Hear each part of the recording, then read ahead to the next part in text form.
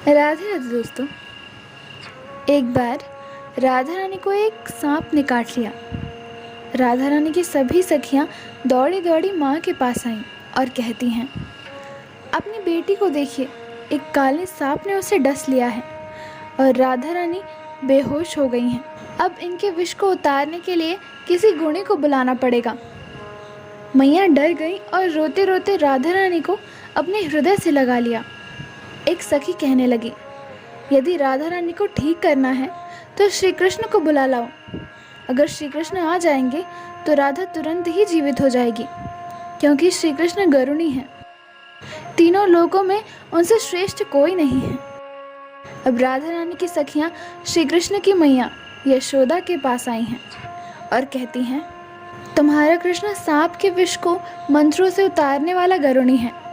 आप अपने पुत्र को हमारे साथ भेज दें। राधा रानी को काले सांप ने डस लिया है। ये सब सुनकर मैया मुस्कुराने लगी कि अभी थोड़ी देर पहले ही तो राधा मेरे घर आई थी। सूरदास जी कहते हैं, राधा रानी की मूर्छा के मूल कारण को समझकर मैया यशोदा चुप हो गईं और गोपियों को ये कारण नहीं बताया। मैया ने कृष्ण को पुकारा और मैया कहती हैं, राधा के यहाँ कीर्ति नाम की ग्वालन तुम्हें बुलाने आई थी। तुम वहाँ चले जाओ। राधा को काले सांप ने डस लिया है और तुम कब से गारुणी बन गए लल्ला। जल्दी जाओ और उसका विष झाड़ाओ। सूरदास जी कहते हैं कि माँ ने मन ही मन मुस्कुरा कर कहा, कान्हा, सुना है तुम कुछ ऐसा जंतर मंतर जानते हो कि काले सांप का विष उतर जाता है। भगवान श्री कृष्ण गारुणी बनकर वहां आए।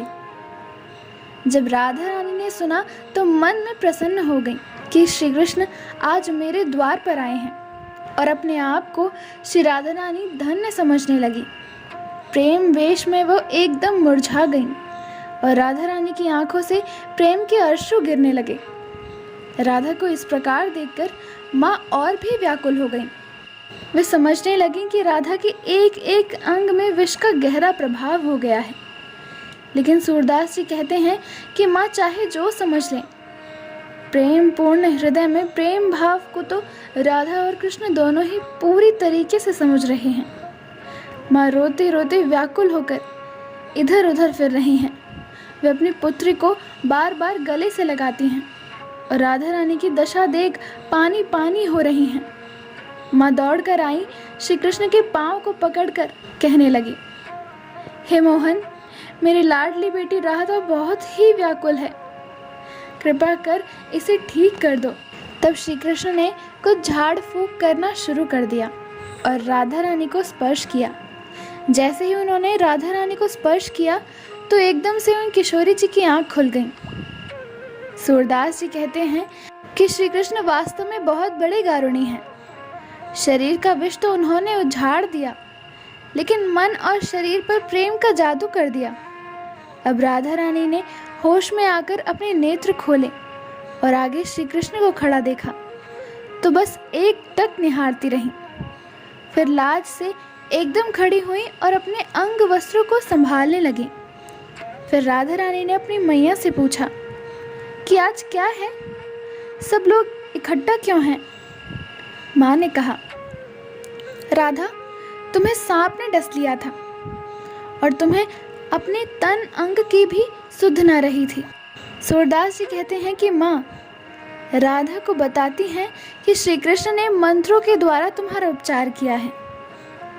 राधा रानी की मैया बार बार श्री कृष्ण की बड़ाई करे जा रही हैं।